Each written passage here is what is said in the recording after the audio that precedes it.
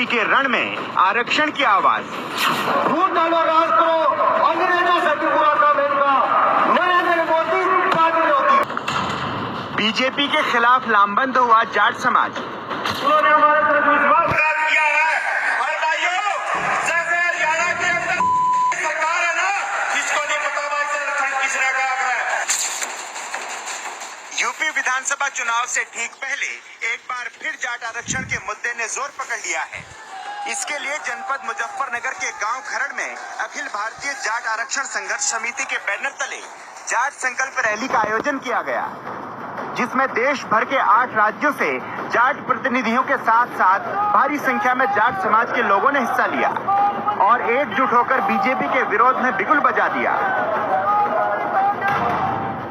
गुमराह मत होने दो, अपनी कौम को जागरूक कर लो और एकजुट हो जाओ कि जाट आरक्षण आंदोलन की अगुवाई और नेतृत्व जो राष्ट्रीय अध्यक्ष जी कर इनके नेतृत्व में पूरे भारत का जाट ये लड़ाई लड़ने के लिए तैयार है। जिस तरह से झूठा आश्वासन प्रधानमंत्री ने दिया जाट आरक्षण का 26 मार्च 2015 को, हम लोग ये साबित कर देंगे कि उत्तराखंड की जाट बाहुल्य सीटें, 125 विधानसभा सीटें पश्चिमी उत्तर प्रदेश की और 117 विधानसभा सीटें पंजाब के पदाधिकारी भी यहाँ आए हुए, हम निश्चित रूप से ये कोशिश करेंगे कि इनमें भाजपा का खाता न खुले। जाट संकल्प रैली में वक्ताओं ने विधानसभा चुनाव में एकजुट होकर बीजेपी के खिलाफ वोट करने की अपील की। हरियाणा के मुद्दे का जिक्र करते हुए कहा कि आरक्षण को लेकर हरियाणा में जो बीजेपी ने जाटों के साथ किया है, जाट उसका बदला बीजेपी प्रत्याशियों को हरा कर लेंगे। भाजपा के खिलाफ जो भी कैंडिडेट हमारी वोट से जीत सके उसे जिताया जाए। आंदोलन हमारे 29 तारीख से हरियाणा में धरने शुरू हो जाएंगे।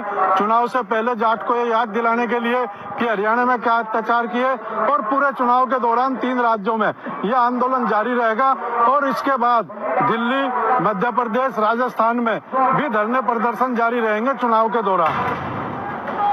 गांव खरड़ में आयोजित जाट संकल्प रैली वैसे तो 2 महापुरुषों चौधरी छोटू राम जयंती और राजा नाहर सिंह की शहादत के दिवस पर आयोजित की गई, लेकिन निशाने पर बीजेपी ही रही। हरियाणा में जाट आंदोलन का मुद्दा भी यहां गरमाया। इसके साथ ही यूपी की जाट बाहुल्य सीटों समेत पंजाब में भी बीजेपी को हराने की बात कही गई। इस रैली में पंजाब के भी प्रतिनिधि मौजूद थे।